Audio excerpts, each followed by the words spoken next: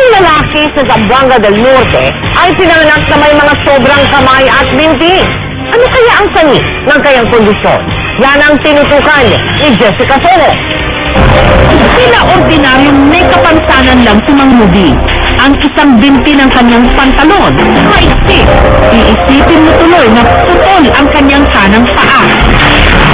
Ikinumpisal sa amin ni Mang Rudy. Hindi raw isang alamat ang kwento ni Octopus Man.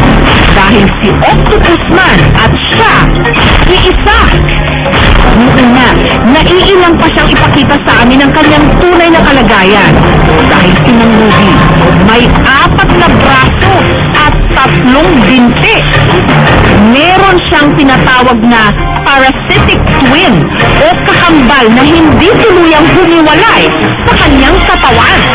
Anong banturin niyo sa sarili niyo? Isang tao o dalawa ho kayo? Hindi ko po yun nararamdaman na parang dalawa kami kaya kailangan ko siguro sa atin. Hindi po. Kasi ang nararamdaman ko lang, para lamang may sobra sa katawan ko. Hindi raw mahirap tanggalin ang kanyang kakambal.